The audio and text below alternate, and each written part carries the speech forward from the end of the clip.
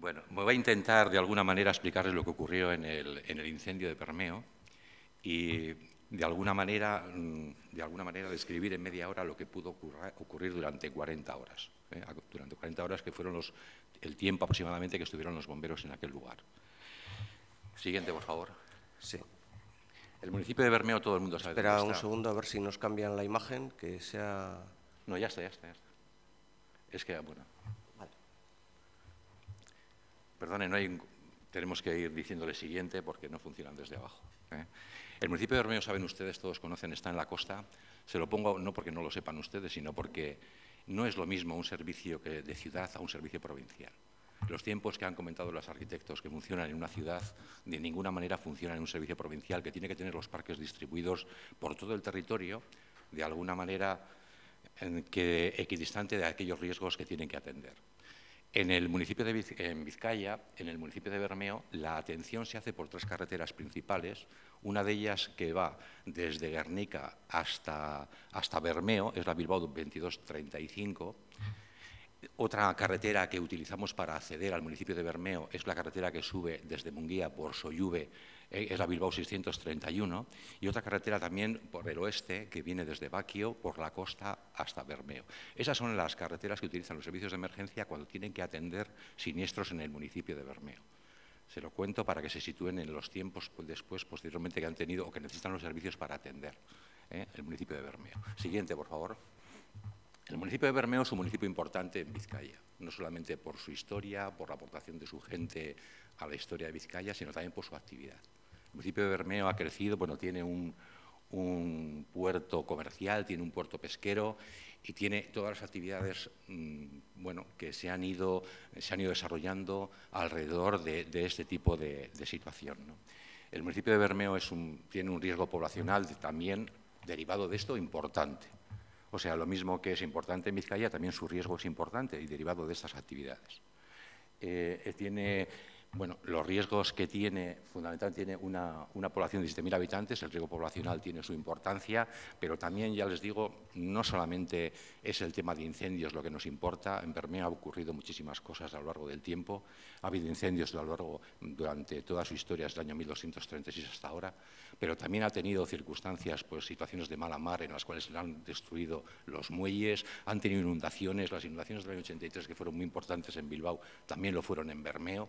Posteriormente también hemos trabajado en inundaciones y no solamente en incendios en el casco urbano. Yo recuerdo haber intervenido en algún incendio de alguna conservera y estar durante toda la noche trabajando en aquel lugar, porque la industria, de alguna forma que es complementaria de las actividades del puerto, es importante.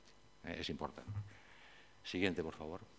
El puerto de Bermeo se ha desarrollado desde abajo, el municipio de Bermeo se ha desarrollado desde abajo, desde el puerto, en una ladera que no tiene mucha pendiente y, como hemos comentado anteriormente en todos los cascos históricos, ha ido construyéndose paulatinamente a lo largo de su historia y ha ido creciendo desde el lugar donde se desarrollaba principalmente la actividad, que es desde la zona del puerto, ha ido creciendo y hoy en día ya ocupada toda esa zona se ha ensanchado por todo el exterior, pero principalmente la zona principalmente la zona que nos ocupa, que es el casco histórico, es la que he remarcado en esa zona, en esa poligonal, que encierra lo que es actualmente el casco o lo que está declarado como casco histórico. El fuego se produjo, la afectación es en la zona que está marcada en rojo. Es justo el centro del casco histórico del municipio de Bermeo. En esa zona es donde se produjo el siniestro. Siguiente, por favor. En una ampliación de la zona, lo que ocurrió, principalmente fue en la calle central, en esas 3 calles. La calle central es la calle Nardi Tallón. En esa calle es donde se produjo o se inició el incendio, pero hubo afectaciones hasta las 2 calles, la situada más al norte, que es la calle Inchausti, y la zona que estaba más al sur, que es la calle Remedio. Esas 3 zonas son las 3 calles que vivieron más o menos las actuaciones del servicio de incendios cuando tuvo que intervenir en estas actuaciones. Siguiente, por favor. Esta es otra vista para que se haga una idea del tipo de edificación o cómo está construido Bermeo, ¿no?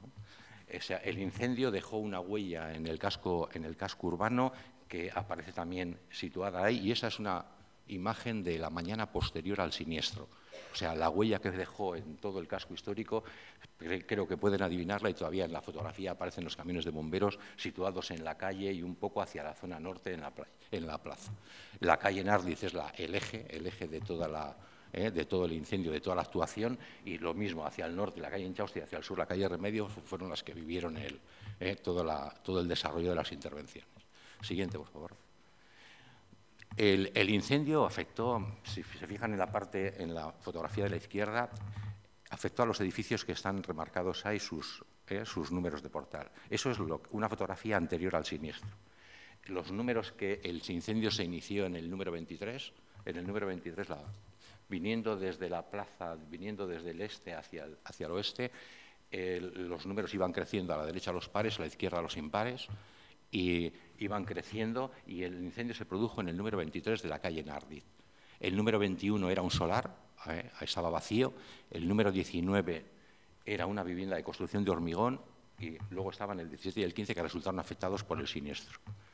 En el otro lado de la calle, los números 20, 18 y 16 resultaron muy afectados por el siniestro.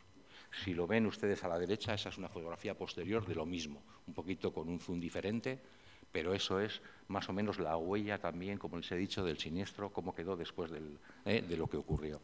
El número 23 había desaparecido, el 20 y el 18 habían desaparecido, el número 16, la cubierta hasta la mitad estaba completamente quemada y tenía muchísimos daños interiores.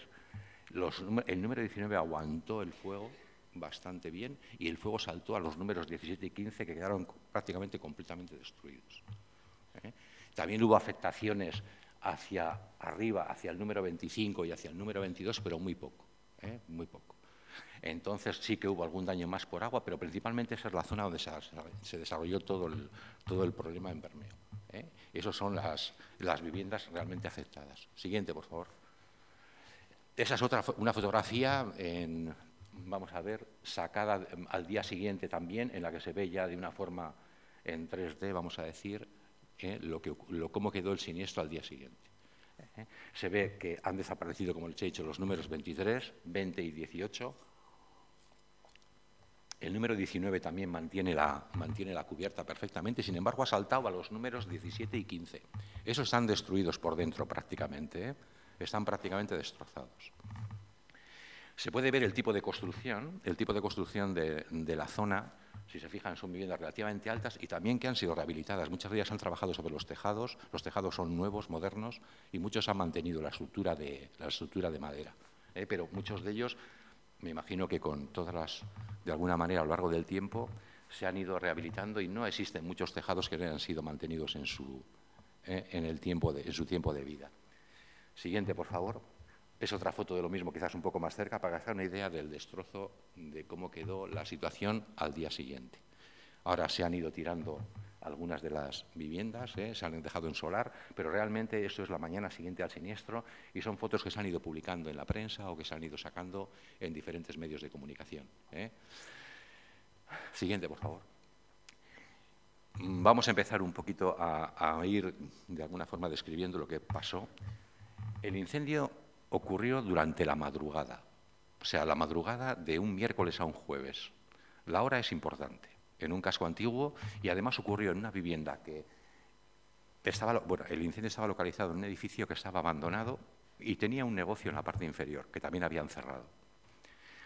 Esto importa porque cuando se produce un incendio, la verdad es que es muy importante el tiempo en el cual se descubre el incendio y el tiempo que se da la alarma. Un edificio abandonado, de alguna manera, los habitantes, los que no viven en él, no pueden descubrir el siniestro. Los tiempos se alargan, desde que se inicia el incendio hasta que se descubre, se alarga muchísimo.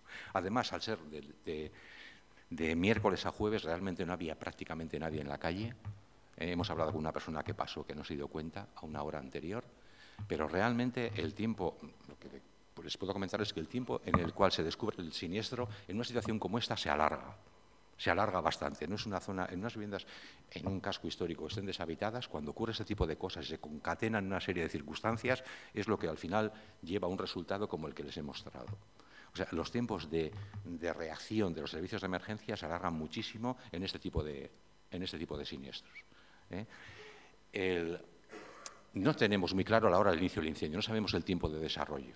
Lo que sí sabemos es que las condiciones meteorológicas eran malísimas. Era una época de viento, en este caso los incendios son sobrealimentados.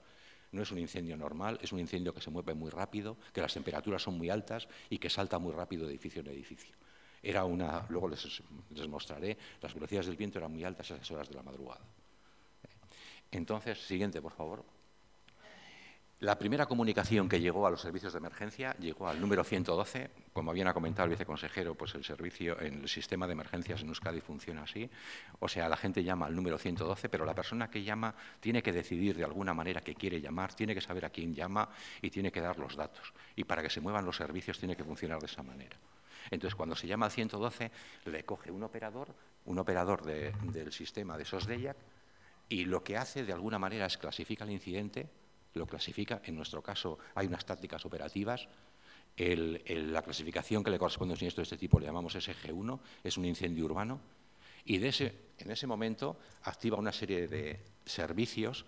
No solamente activa bomberos, como ha hecho el viceconsejero, como el viceconsejero bien lo ha explicado, sino que también tiene unas acciones que tiene que realizar, y es movilizar no solamente a bomberos, sino que también comunica tanto a la Ertzaintza y la Policía Municipal, avisa también a los servicios de salud, Osakidetza en nuestro caso, y también en ocasiones, dependiendo de que sea necesario, como movilización inmediata, avisa a los servicios de gas, electricidad, y también, si pone en preaviso, al técnico de atención de emergencias por si la situación es complicada.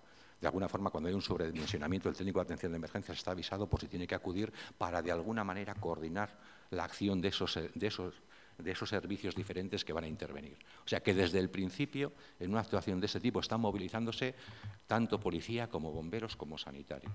También los técnicos de emergencia en un momento están preavisados, y cada servicio, de alguna manera, activa después sus protocolos propios. Siguiente, por favor. En el caso de bomberos, los procedimientos nuestros, el sistema, estamos comunicados informáticamente con el sistema del 112, somos 112 prácticamente, entonces salta el aviso a la vez que teclea el operador 112, salta en nuestro sistema, pero nuestros operadores lo que hacen es darle un nivel de intervención. El nivel de intervención nuestro, en este caso, es un incendio urbano, le clasificamos como de nivel 3, tenemos 4 niveles de intervención en un primer momento, y lo que activa en automático 3 parques, manda a los equipos de 3 parques y manda un mando del parque, el mando que tiene que coordinar esos 3 parques de donde esté situado. En la primera actuación se movilizaron ese tipo de dotación que aparece abajo. En principio fueron 3 bombas urbanas, que luego les explicaré lo que son, 2 bombas nodrizas, fueron 3 autoescaleras y un todoterreno que era el que llevaba el mando, un vehículo rápido para que se acerque lo antes posible. Los parques estaban situados, les he explicado, os les he indicado las vías de comunicación, porque van desde Guernica, desde Derio y desde Artaza, fueron los primeros parques que avisamos. Siguiente. Siguiente, por favor. Los parques están situados, uno en Guernica, como les he explicado, otro en Derio y otro en Artaza. La distribución, ya les digo, está colocada de tal manera que podemos llegar de alguna forma equidistantamente a los riesgos de Vizcaya.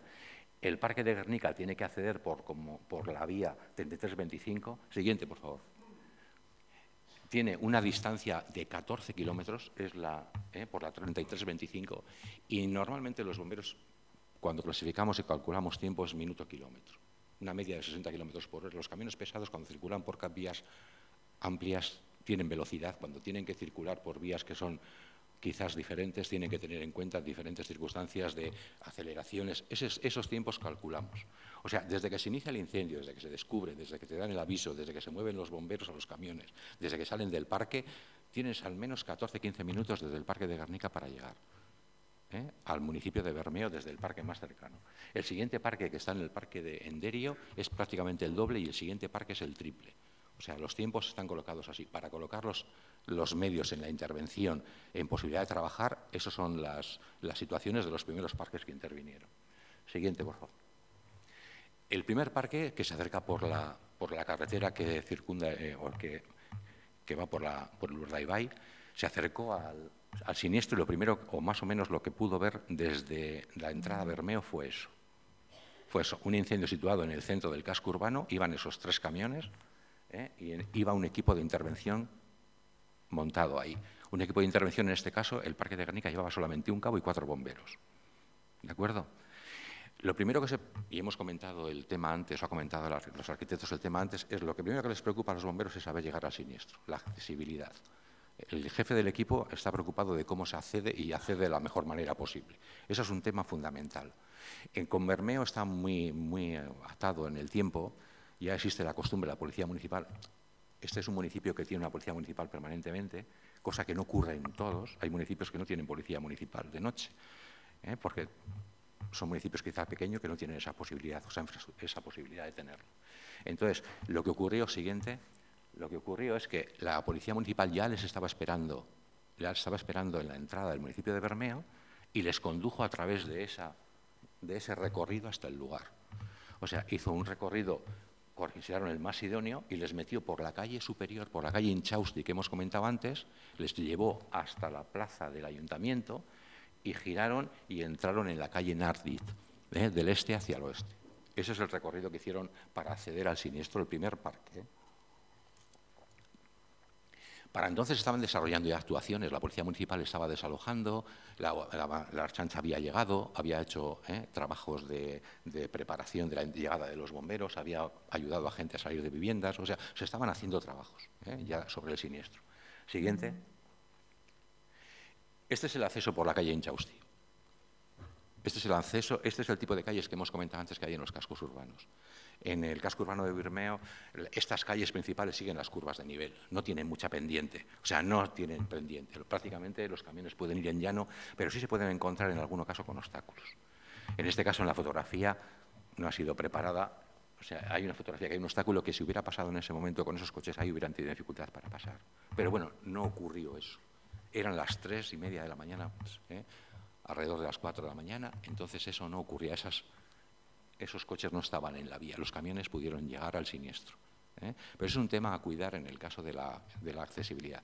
Tienes que prever que los camiones de bomberos, les voy a enseñar luego cómo son, para que se hagan una idea de sus dimensiones y de las posibilidades que tienen de moverse en entornos de este tipo. Esa es la calle Inchausti, como les digo, accedieron por esa calle, llegaron hasta la plaza del ayuntamiento. Siguiente.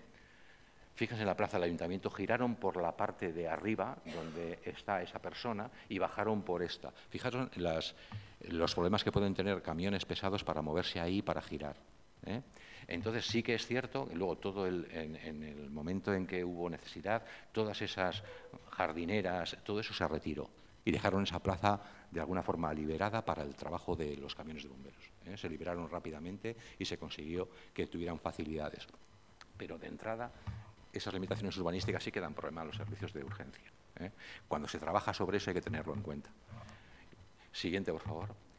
Entraron por la calle Nardi y la calle Nardi es esta. Ese es el tipo de construcción y en el fondo se ve, esta es una foto sacada posterior, se ve andamios donde han estado trabajando después con las casas que han estado destruidas. Esa es la calle, esas 3 calles son las que vivieron el trabajo de los camiones de bomberos y del servicio de bomberos. Y de todas las demás personas que estuvieron ahí. Siguiente, por favor. Lo que favoreció la accesibilidad, como les he dicho, es que había muy escaso tráfico durante la noche. A la madrugada, a esa hora, no hay. A la llegada del municipio de Bermeo, la Policía Municipal, eso es básico, les llevó, como conocen perfectamente, les llevó hasta el lugar por el sitio más adecuado. Y después, la normativa municipal normalmente suele hacer que puedan acceder coches en ciertas horas y en otras no. Eso es bueno, pero siempre hay que tener esa salvedad de que en el momento que estén ocupadas por coches, los camiones de bomberos normalmente siempre vienen marcados después de las salidas por eso.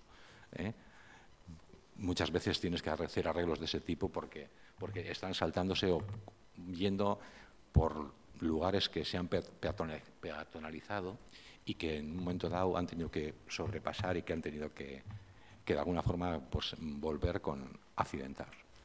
Siguiente, por favor. Los camiones de bomberos son estos. No sé si, no sé, a veces cuando no sé, me imagino que los arquitectos sabrán más o menos cómo se mueve un camión pesado, cómo es un camión de bomberos. Un camión de bomberos, los 3 camiones que llegaron son de ese tipo. Se ha visto en una foto anterior, en el ayuntamiento, bueno, en Vitoria han sacado ese tipo de camiones. Estos son los 3 primeros que llegaron. Son camiones que pesan entre 15 y 18 toneladas. Esto es importante también. Por ejemplo, aquí en Álava yo tengo conocimiento, por ejemplo, en La Guardia no creo que se puedan meter estos camiones por las calles. En las calles de La Guardia, lo que soportan Lo que soporta el firme quizás no soporte este tipo de camiones porque puede haber bodegas en el río. Entonces tienen que buscar soluciones diferentes para este tipo de protecciones. Pero luego son camiones que miden 2,5 metros de ancho, siempre. 2,5. Esto no, los camiones no se estrechan, o sea, son 2,5. Y esto se hace así porque tienen que llevar agua. El agua pesa mucho, 1 litro, 1 kilo. Y un camión que lleva agua, de estos llevan 4.000 litros de agua. Unos 4.000, si llevas una cisterna, 8.000. La cisterna, la segunda, como lleva más, lleva 8.500, 9.000 litros de agua. Para que vean un poco después luego la autonomía que tienen estos camiones para poder trabajar. En total, estos camiones llevaban 12.000 litros de agua, 12 metros cúbicos de agua, pesan 15 toneladas y fueron los que tuvieron que meter por la calle Inchausti, girar por la plaza del ayuntamiento y meterse en la calle Nardi. Esto fue lo que tuvieron. Estos son los camiones. El que tiene mayor problemas de funcionamiento en este tipo de actuaciones, sin embargo, es la de abajo, la escalera. Siguiente, por favor. La escalera, para poder trabajar, tiene que desplegar unos apoyos. Si es una escalera que tiene unos apoyos vario, la puede sacar sobre sí mismo o se puede sacar sin extenderlas. Pero eso limita la capacidad que tiene para elevarse. O sea, cuanto más amplitud saca los apoyos, menos momento de vuelco tiene y más facilidad tiene para subir hacia arriba a mayor altura. Entonces, además, las escaleras en estas calles estrechas, como salen rectas, no tienen capacidad de hacer, de alguna forma, de manejar su inclinación para poder acercarse más a los siniestros. Tienen que salir prácticamente en vertical. Esa escalera, si lo ven en particular, ha sacado el lado de la izquierda suyo, ha sacado muchísimo, el otro no. Esa escalera tiene limitaciones para trabajar hacia la derecha, hacia su derecha. O sea, no podía sacar toda la extensión hacia su derecha. Llegan a 30 metros de altura, pero tienen esas limitaciones. O sea, cuando se diseñan este tipo, o cuando se trabaja en este tipo de calles, los camiones de bomberos tienen sus limitaciones. Tienen limitaciones, decimos que llegan a 30 metros de altura, pero a veces no pueden ya. No pueden sacar hasta 30 metros de altura porque los momentos de vuelco pueden ser complicados. Siguiente, por favor. La norma marca esto. Cuanto más se pueda respetar este tipo de cosas, es mejor. O sea, el Código Técnico de la Edificación, en las condiciones de protección contra incendio, pues, marca que para los viales de aproximación de los vehículos de incendio a los lugares de maniobra que tengan que manejarse con una altura de evacuación de los edificios mayor que 9 metros, tiene que tener al menos 3,5 metros de ancho. Pero 3,5 metros de ancho, ya les he dicho, un camión de bomberos pasa, la escalera tendría dificultades para apoyarse. Además, hay que pensar en que los camiones son altos, casi miden 3,30, 3,40, 3,50, depende de cómo sea el camión. En ese caso hay que pensar los cables que están pasando de fachada a fachada. Esos cables te impiden subir la escalera. En ocasiones los bomberos lo rompen, pero cables de teléfono, cables que pasan de un lado a otro de la calle, son complicados para el manejo y para que trabajen los vehículos de altura. La capacidad portante, la norma marca 20 kilómetros por metro cuadrado. O sea, eso es lo que se ha comentado de la guardia. O sea, es que eso es, para un camión de bomberos, es fundamental que también tenga la capacidad portante del terreno sea así. Cuanto más se pueda respetar este tipo de cosas, sobre todo en rehabilitaciones, en todas las modificaciones que se hacen, tanto de los cascos históricos, es lo mejor. No voy a hablar de los radios de curvatura, porque al final, pues haciendo maniobras, pero la norma marca lo que les he dicho. Es lo que les pongo ahí. Siguiente. El servicio de bomberos, cuando llegó al lugar, entró de esta manera. Se situaron 2 camiones frente al incendio, entrando desde la plaza del ayuntamiento, y se encontraron con un fuego que estaba desarrollándose en el número 23. Ese es el número 23 que estaba incendiado. El fuego, el viento, era un viento sur, el fuego estaba dirigiendo de alguna manera el fuego hacia el otro lado de la calle.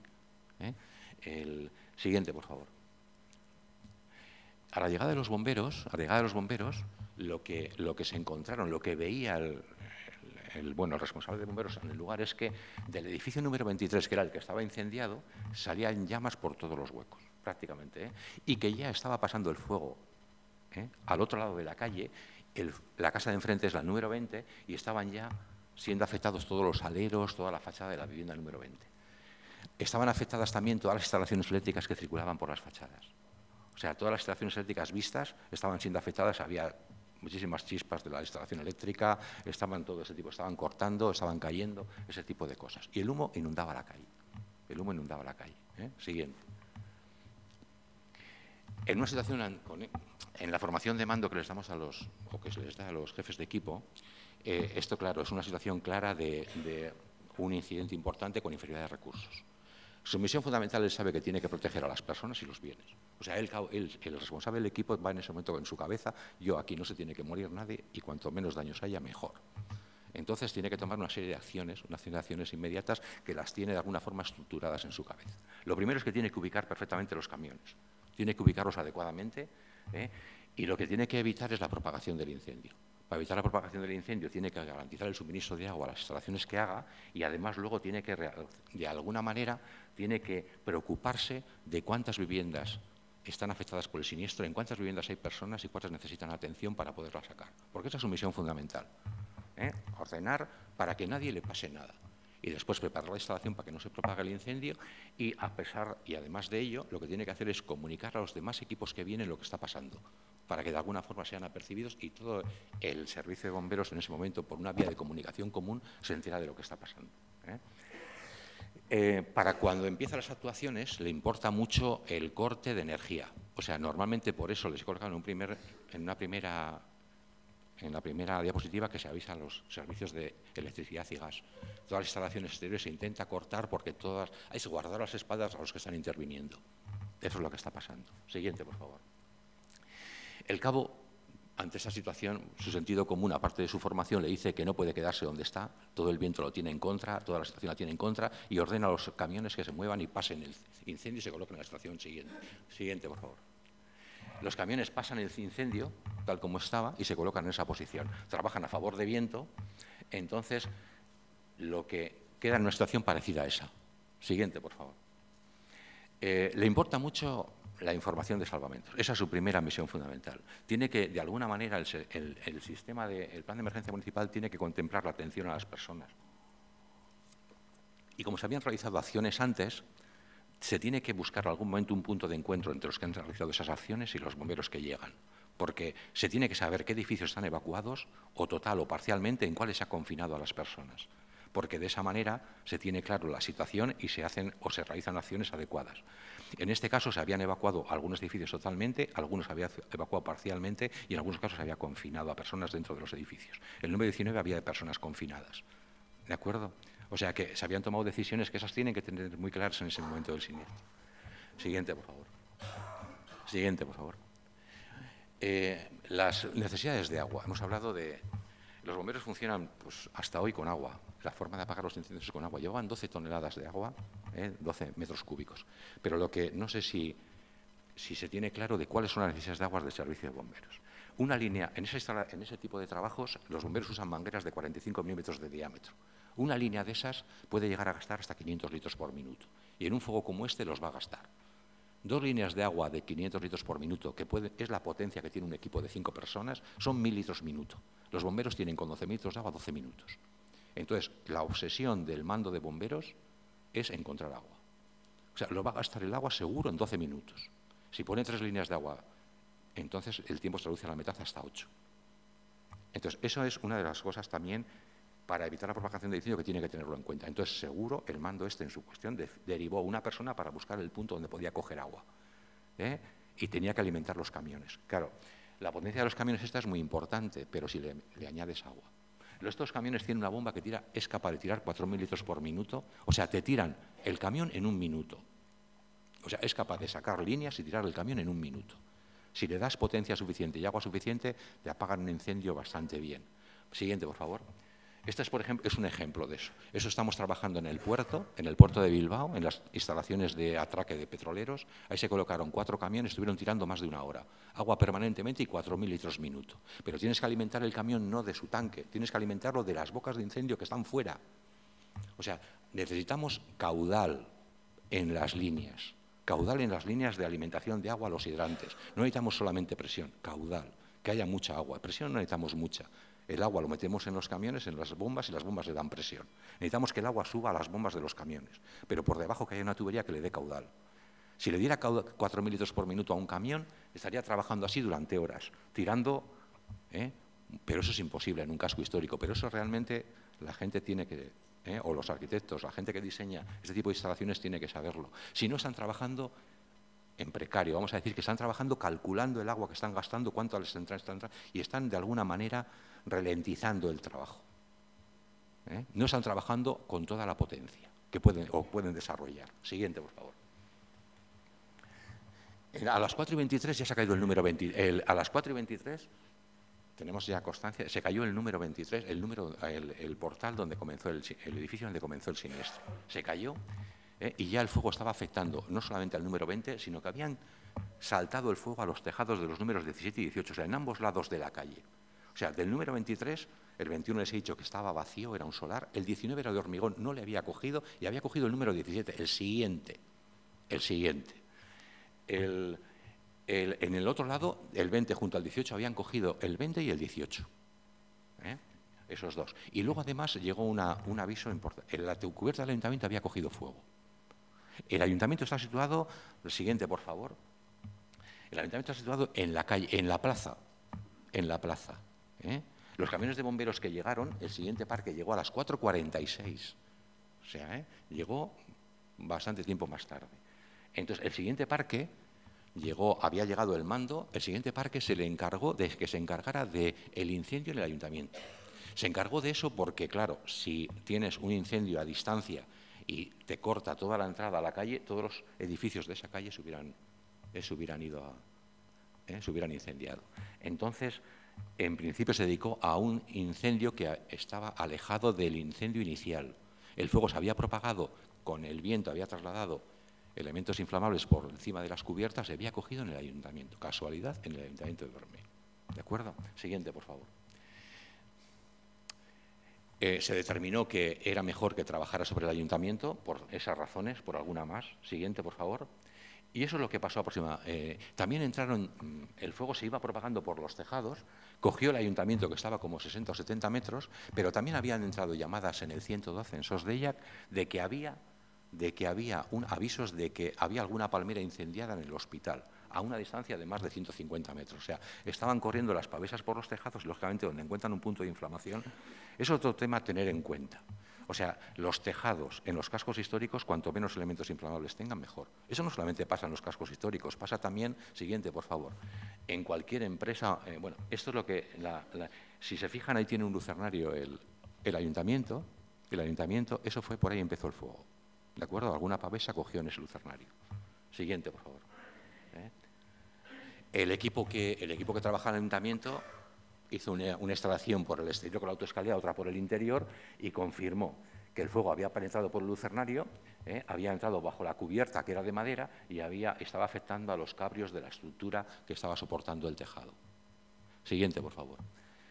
Esto es lo que pasa en muchos talleres cuando se construyen. Esto no tiene en cuenta con los cascos históricos, pero también puede hacerse así. Cuando se construyen lucernarios en instalaciones de este tipo, cuando ocurre un incendio, miren que estos son naves que se han ido colocando y los lucernarios se han colocado contiguos.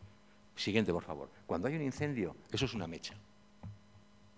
Es una mecha. O sea, al final, cuando coge uno de los elementos combustibles del tejado, se va trasladando el fuego como una mecha por toda la cubierta y va goteando en todos los talleres y en todas las instalaciones que tengan por debajo. Cuando encuentran puntos inflamables, se inflaman y se inflama toda la instalación. Si es una serie de naves que están contiguas, todas se incendian. Si es un único almacén, se incendia completamente.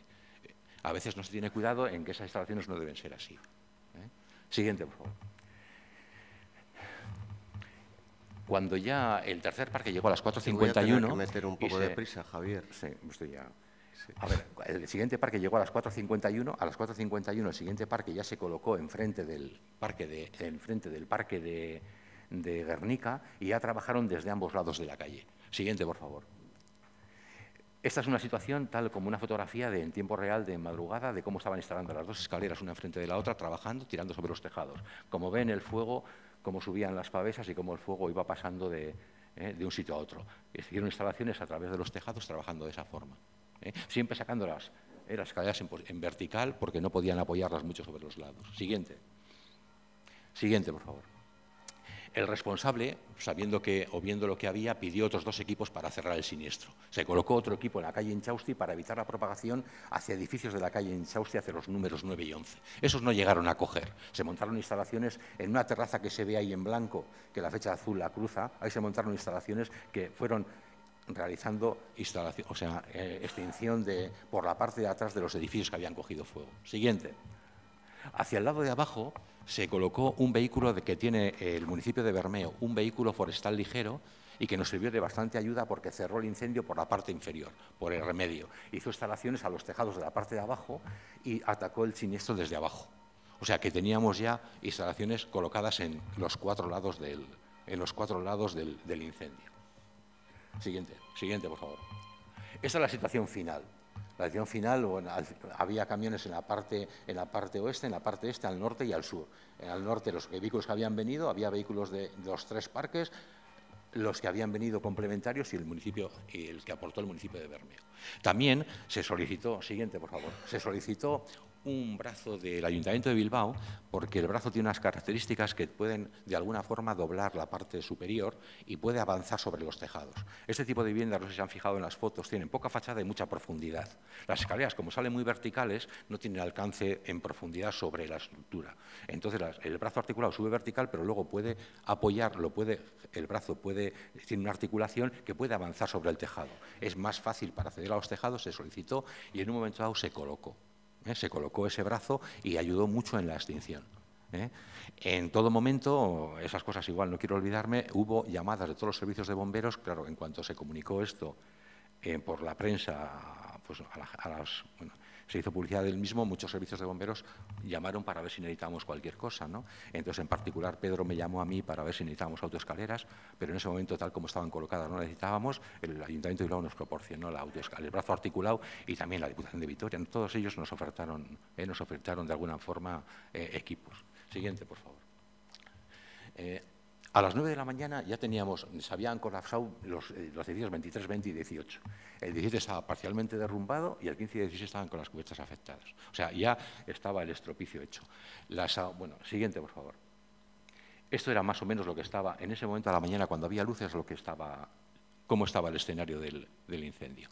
El número 23 es el que se ve en primer lugar, aquí abajo, esto estaba caído, los números 20 y 18 eran los de frente, el 20 al caer había arrastrado el número 18. Si ven ahí al fondo, en la de la derecha, se ve una instalación de bomberos en el tejado para evitar la propagación hacia atrás, y se habían colocado las autoescaleras en ambos lados porque los responsables entendieron que eran los lugares donde se correspondía con las ventanas de trabajo que nos permitían cortar el siniestro. Siguiente, por favor. Esta es otra imagen de cómo quedaba el siniestro visto desde atrás. O sea, el 15 y 17 completamente destrozados prácticamente, los tejados se habían ido, muchísimos daños por agua, el 17 estaba vacío por dentro, el 19 era un edificio de hormigón, había aguantado bastante todo el influjo del incendio, el 23 desaparecido, 20 y 18 desaparecido y el 16 con la cubierta y con muchos daños por agua. Siguiente, por favor. Siguiente, por favor. Siguiente. Estas son las condiciones meteorológicas del día. Esto nos ha proporcionado Euskalmet. Entonces, siguiente, por favor. En la parte superior, en rojo, aparecen las líneas de temperatura de esa madrugada. Abajo aparece la línea de horas. La línea de horas. A las 3 de la mañana, entre las 3 y las 4 de la mañana, las temperaturas eran altas y la humedad muy baja. La verde es la humedad. Entonces, en ese tiempo, las temperaturas, si miran a la derecha, la escala de temperatura estaba entre 15 y 20 grados. Las temperaturas estaban en esa noche así y con la temperatura muy baja. Hubo un momento que subió la temperatura, siguiente, por favor. Corresponde con un punto, en la siguiente se ven precipitaciones, con un punto de precipitación. Cuando sube la línea verde es que hay un momento de precipitación. En ese momento pues abren ventanas de trabajo y porque puedes trabajar, no solamente aquí en fuegos forestales, en cualquier sitio, ¿no? Y luego hubo una hora hacia la 1 de la mediodía del día siguiente en el cual empezó a llover y eso favoreció muchísimo la extinción. La temperatura bajó, la humedad subió mucho. O sea que prácticamente el siniestro estuvo controlado antes, pero hacia la 1 de la mediodía fue cuando ya prácticamente lo dimos porque estaba bastante controlado, pero claro, debajo de todo lo que se había caído había muchísimo fuego todavía y se había evitado la propagación, pero no había, de alguna forma no había posibilidad de que pasara a otros edificios. Siguiente, por favor. En la de abajo aparece el viento medido en Machichaco. No es lo mismo que en el casco urbano, pero sí que se puede decir que algunos kilómetros por hora menos. Si se fija, entre las 3 y las 4 de la mañana, los puntos de viento en Machichaco van por encima de 90 kilómetros por hora. O sea, estuvieron trabajando entre las 4 de la mañana. El incendio tuvo todas esas facilidades desde el punto de vista meteorológico. Bueno, los bomberos analizan la meteorología, analizan el terreno sobre el que se pisan y el riesgo, sobre el que se van a mover y el riesgo, ¿no? Entonces, en la meteorología, todas las condiciones que se daban eran adversas. Entonces, si se fijan en los puntos altos de las rachas de vientos que se medían, a la derecha aparece la velocidad en metros por segundo, y las equivalencias las he puesto a la derecha, 25 o 90 kilómetros por hora aproximadamente, pero hubo puntos por encima de esa, entre las 3 y las 4 de la mañana y a las 8. Sin embargo, hacia la 1 también bajó, con la lluvia bajó el viento. Todo eso abre ventanas de trabajo que nos permiten trabajar. Siguiente, por favor. Esto es lo que les ocurre cuando están trabajando las escaleras con viento. Los bomberos tienen que agachar la cabeza porque si no es que se les meten las cabezas y se arriesgan bastante. Siguiente, por favor. Bueno, estos son datos de la calle, las estructuras, saben perfectamente cómo están construidos y también he sacado esta fotografía porque se ve que esta es una estructura mixta que le habían metido de alguna manera alguna estructura metálica en las rehabilitaciones. Siguiente, por favor. Importante la proximidad de los edificios, esto está comentado, es muy importante, el fuego pasa muy fácil de un sitio a otro. Siguiente. El viento, siguiente, por favor. Nos importa mucho evitar, cuando se hacen rehabilitaciones es muy importante la sectorización, nos importa mucho la sectorización, intentar que el fuego no salga del edificio. Se hacen cubiertas corridas y de alguna manera no se aplica lo que el código marca, ¿no? Que de alguna manera las paredes medianeras tengan una resistencia al fuego de 120. Cuando se hace una rehabilitación tienes que pensar que tiene que aguantar el paso de un edificio a otro más de 120, en más de 120 minutos, y cuando se hace este tipo de trabajo hay que considerarlo así. Siguiente, por favor. Siguiente. Siguiente. Eso es lo que marca la norma. Lo que marca la norma, bueno, al final cuando se hacen rehabilitaciones, esto no se cuida muy poco, se cuida muy bien hacer el tejado, pero no se cuida muy bien el establecer las medidas de protección contra incendios que se marcan. Entonces hay que establecer medidas de protección con resistencia al fuego de más de 60 minutos a una distancia entre pared medianera, entre edificio y edificio. Sobre las cubiertas tienes que inventar que el fuego no pase de un sitio a otro. Y entonces se tienen que establecer franjas de defensa contra incendios cuando se construye el tejado, de tal manera que el fuego no pase de una a otra. La norma marca ese tipo de cosas. Y alternativas que aquí no se suelen usar tampoco es la de abajo, que en el caso de que no se pueda hacer eso, lo que se hace es la pared medianera se sobrepasa a una altura de 0,60. La siguiente, por favor. En este tipo de construcciones, por ejemplo, se ve que son construcciones corridas en la que a veces la pared medianera entre dos chales o entre dos edificios se ha sobrepasado por encima de la cubierta para que no ocurra eso. Eso debiera de pasar. Aquí pasa muy fácil de un lugar a otro, de un edificio a otro. Entonces, lo que interesa es sectorizar los edificios y que el fuego no pueda pasar de uno a otro. Siguiente, por favor. Si se fijan en esto siguiente, por favor, miren el tipo de construcción. Bueno, en el edificio número 22 eso es lo que resultó afectado. El 20 se cayó, el 20 al 18 pasó prácticamente por la cubierta. ¿Cómo pasó al 16? El fuego discurría por la cubierta y el fuego lo tiene muy fácil para subir. Cuando las estructuras de madera cogen los aleros del piso del siguiente edificio. O sea, el fuego cuando pasa de la cubierta del número 18 choca contra la pared, contra la fachada del edificio siguiente, sube por la fachada y engancha en el tejado. Entonces el tejado lo coge. ¿Qué es lo que pasa cuando pasa del 16 al 14? Que es al revés, el salto es al revés. ¿Por qué los bomberos ponen las escaleras ahí? Porque ahí se abre una ventana de trabajo. El fuego tiene muy complicado coger el número 14. Las escaleras se colocan ahí porque no va a coger el número 14 porque no es un edificio más alto. Entonces las escaleras se colocan en esa posición porque ahí tienen una ventana de trabajo, una posibilidad de cortar el incendio. En el otro lado ocurrió lo mismo. El 23 se cayó, el 21 era vacío, el 19 no cogió, pero el 17 cogió. ¿Por qué? Porque era un poco... Siguiente, por favor. Porque el 17 era ligeramente más alto. Entonces el fuego sobrepasó la cubierta, no cogió una cubierta del número 19, pero el número 17, que era ligeramente más alto, cogió el fuego de la misma manera. En los aleros, y de ahí se trasladó por todo el tejado, y lo mismo al número 15. Y del número al número 15. El fuego saltó de tejado en tejado porque iba a favor y no había ninguna forma de cortarlo. Y todos empezaron de arriba hacia abajo teniendo esa facilidad. ¿Qué pasó con el número 13? Más bajo y no pasó el fuego. Entonces, ese tipo de salto, tengo que acabar ya, lo siento, ese tipo de salto es el que tenemos que intentar evitar y poner de alguna forma medidas de sectorización para que eso no ocurra. Siguiente, por favor. Entonces, lo que nos importa fundamentalmente es que cuando se hacen rehabilitaciones de cascos históricos, que se piense en ese tipo de sectorización, intercalando edificios de hormigón entre otros edificios, haciendo este tipo de sectorizaciones, dando a los bomberos posibilidades de ventanas de trabajo para poder hacerlo, a ser posible en todo lo que se pueda que se aplique la normativa de protección contra incendios hasta donde se pueda, y no solamente la protección del edificio histórico que hay que cuidar, sino los aldaños también, porque viene el fuego de los de al lado. Que el plan de emergencia municipal contemple muy bien la atención a la gente, porque por detrás de toda esta intervención hubo un montón de apoyos municipales para que toda la gente estuviera atendida y fuera llevada a sitios de atención. Todas las que se fueron evacuando las 3 calles, hubo muchísima gente evacuada en esas 3 calles, y luego que se cuide mucho el suministro de agua contra incendios, porque eso favorece la intervención y la accesibilidad. No tengo más tiempo. Muchísimas gracias a todos ustedes.